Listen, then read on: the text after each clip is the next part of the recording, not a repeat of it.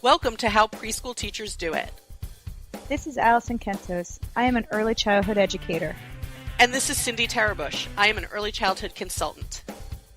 This podcast is for parents and early childhood professionals. Let our experience and research-based knowledge become your guide.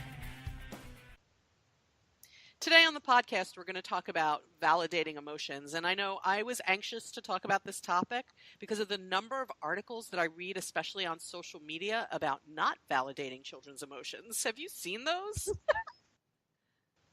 I have. And let's just start out by saying not everything you read on social media is true. Oh my gosh. Like, I read these articles and I can't even believe it. I can't believe people believe that. Yeah, it's true. Apparently people believe that children's emotions are somehow not valid, or they shouldn't be recognizing their emotions or practicing emotional acceptance. The phrase emotional intelligence is a fairly new phrase. It's not that old. It's like what? Maybe I had a thing one time. It was somewhere in the 2000s that even the phrase emotional intelligence came up. So we were not raised with it. We weren't raised knowing what this is. I get that. But in the year that we are recording this podcast, which is 2018, I just am like, oh my gosh, can everyone get off social media with the whole your emotions aren't valid? I can't. Every emotion that a child feels is valid. Yes. I mean, think about if someone told you as an adult that you can't feel how you feel, and think about what that would do to you. And if you're doing that to children... Well, I think we have been told that. Don't you think that a lot of times in our childhoods... probably were in our childhood. Yeah, we were there, be quiet, told, you're meant to be heard, not or seen, not or heard, or whatever it was. Or, stop crying, or I'll give you something to cry about. As if I don't have something to cry about. Nobody cry about already. Crying, right? Like, crying makes my eyes swell and my nose stuff up, but somehow you think I have nothing to cry about. I think those were all messages that emotions aren't valid.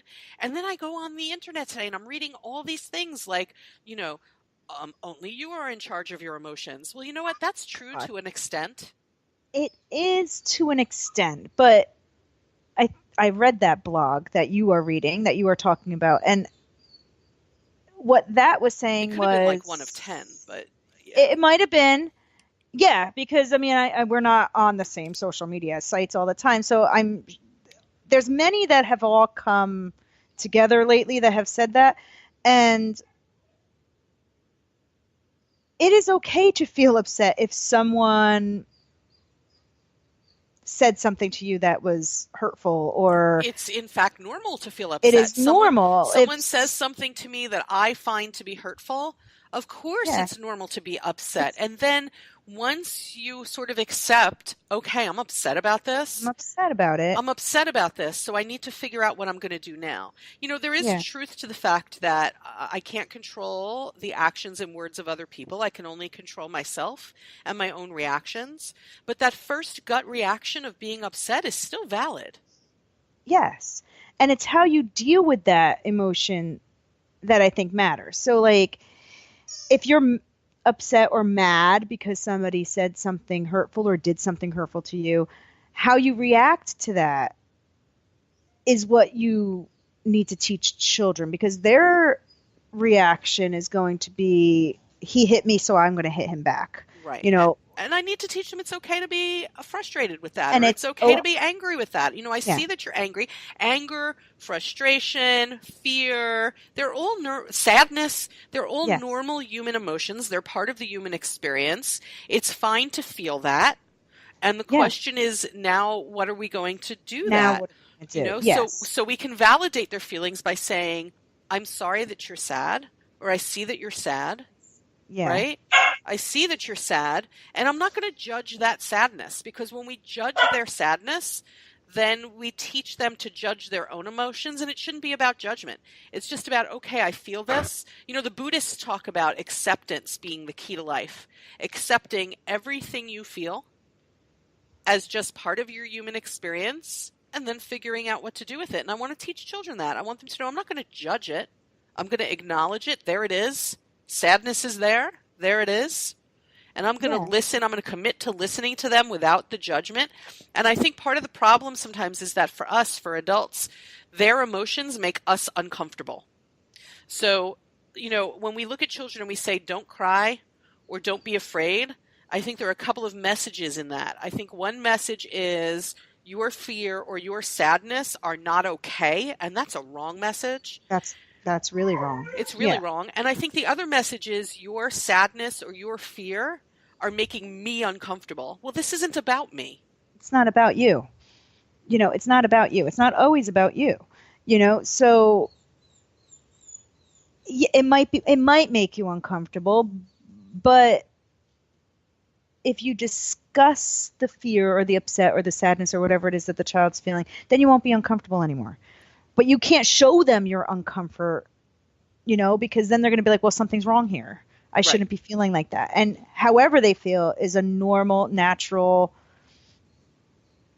part of life. I think that one of the struggles that many adults have is this notion that maybe they don't think of it in these words, but this feeling like they shouldn't feel that way. People who sometimes are sad, and I'm not talking about clinical depression. I'm talking about just sometimes you're sad. Yeah. Well, that's okay. It's okay. Every day isn't going to be happy, but we get this thing in our heads that we shouldn't feel that way. And I think that thing in our head, we shouldn't feel that way, comes from that childhood. It comes from people saying things to us like, don't cry, or I'll give you something to cry about. Because it makes these emotions, invalid, or make us feel like, well, this isn't okay and I shouldn't feel that way. And that's not true. Actually, you can think through your feelings far faster if you just accept them. Just accept it, yeah. If you just sit there going, well, I'm going through a sad day today. Sometimes, right, don't you not know why? Like, I'll get up in the morning and feel a little off, or who knows why. And I'll be sitting in my car traveling to a consulting appointment or something and thinking, wow, I'm having an anxious day, or I'm having a sad day. I'm not even sure why. And I don't really have time to get to the bottom of it. And I just have to accept this is how I'm feeling today. Yeah. And it'll come and go. Emotions come and go. Yeah, it's not a permanent feeling. It'll come and go, and it's okay to feel that way. It's okay to have a day where you're just in a bad mood, or you're sad, or everything's frustrating you. Like your dog right now. Like my dog right like now. Your dog so right frustrated. now. What is going on with your dog right now? He's frustrated at me, and I think it's because I'm ignoring him. He needs full attention on himself, like all the time. And I and feel I'm not giving it to him. Yeah. That's how you know that we're real people, folks. We let the dog bark in the background. Yeah. We're really actually sitting and just recording these things for you based on our knowledge. I feel like we have to look at dogs and children and say your feelings are all right. We do that with pets. Can we talk about that for a second? We do it with pets. Why aren't we doing it with children? Why? I think it's because we never were taught to feel comfortable in our own emotions. So how do we teach children to feel comfortable in their own emotions? What are some of the things you do with the kids in your class? Well, I tell them, like, no matter how they're feeling, like, I always acknowledge that they're feeling something. And I might not even know what it is. I might label it, and they're like, that's not how I feel.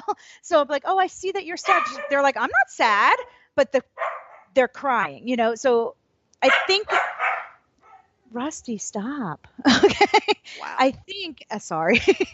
I think, Rusty, nobody wants to know what you think. Okay. Maybe they do. I don't know. I try to teach the kids in the beginning of the year about emotions and how they feel, so that when we do need to talk about it, they know the right words to say. They know sad, they know happy, they know frustrated. Those are typically the three that you're going to come across. And they know happy. Yeah, but they should also know joyous. But they should also know, I think they should know the range of emotions. I think this year we did a lot. I think they should, because I think there's a lot of anxiety with kids that I'm seeing at school. Oh my gosh, so much. We could do a whole episode about helping children with anxiety. Maybe we should. Yeah, so I think teaching them the language of emotions is key in order to let them work through it sometimes. Because if they don't know how to communicate about it, then they're not going to be able to work it out, Yeah. Yeah. It's hard. Rusty, could you... Rusty. What's the matter? Yeah, I'll sit on the All right, floor. you talk to the dog right now, and I'm I'll. just gonna sit on the floor. Okay, and you do sit the on the podcast. floor, and I'm just going to let the people listening know, again, this is how you know we're real So people. sorry. Yeah. So Sorry. I think that what we need to let people know is that we need to validate their emotions by giving them words and saying to them, I see that this was frustrating. I see that you're sad. I see that you're scared. And Yeah. I like to tell people, instead of saying, and it's so hard because it's like a knee-jerk reaction, but instead of saying to young children, don't cry, we should say to them, you'll be okay, because that's Yeah. more truthful. And Yeah. I think instead of saying to them, don't be afraid, we can say to them, you can be brave and I'll help you be brave. We'll do it together. Yeah. Because that's more truthful and helpful. Yeah. And it doesn't invalidate what it is they're feeling. Yeah. I mean, I don't say don't cry, because there's times I'm crying, you know, Right. and I don't want somebody to come up to me and say, don't cry, you know? So I usually ask them, like, you know, I see that you're sad. Is there something I could do to help you? Mm-hmm. You know, and if they can't figure out what that is, you know, I'll be like, oh, do you need a hug? You know, I don't just go up and hug them, because that's a whole, you know, thing. But again, that's like, a whole other podcast episode. It's a whole other episode. Consent begins in early childhood. Yes. But I do ask them, do you need a hug? Will that make you feel better? Some kids are like, yeah, I need a hug. And 20-second hugs, I'll tell you, there is evidence on how a hug that is 20 seconds long, that amount of time changes your brain chemistry in 20 seconds. So I will do that if they say it's okay. And if they say no, that's okay too. That's okay too. If you're feeling right now like you don't want anyone to touch you, that's okay too. Yeah. Yeah. I say, well, what can we do to make you feel better? Yeah, like, what can I do? Can I help you? Yeah. Can I help you? Yeah. Can I help you? How can I help you? And then when they are feeling whatever it is that they're feeling, sad, mad, whatever, they know that I'm a safe person that they can come to. So, I need a hug. I'm going to go ask Miss Allison. She'll give me a hug, and then everything will be better, you know, or I'm going to go to Miss Allison and tell her I'm sad, and we'll work out the solution together, because the solution might be different every single time, even for the same child. But you know, these articles on the internet that say things like, you know, tell your child only you can control your reactions. Well, there's some truth to that, but young children don't even know how to cope. They don't have coping skills yet. They're young. They don't know how to do that yet. And I'm going to tell you you're going to teach them how to do that eventually, so that hopefully when they're adults, they won't be like us and told that they should never cry. And how much do I dislike as an adult when I'm feeling something and somebody looks at me and says, get over it? How much do I dislike, or let it go? Please do not tell me to let it go. Don't tell me to get over it. I'm upset about something. And I think we don't enjoy it as adults, but we'll say things that are the equivalent, the equal of that to children. That's so wrong. So I hope all of you out there, we're running out of time. I can't even believe it. But I hope that all of you out there who are listening and find these articles on the internet, do what I do. I've become a serial commenter on certain things. And I have noticed that. But you're good at it. You thank do it you. so well. I just get on there and say, I'm an expert in early childhood development. I can tell you what to do. Please ask me for the actual facts. And if it sounds to you, if it doesn't feel right to you when you read things online, then please don't do it. Instead, contact one of us. My email is cindy@helpingkidsachieve.com.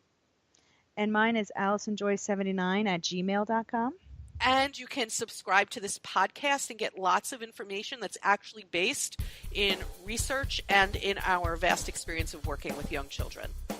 Thanks for listening, and thanks for going online and ignoring the other stuff.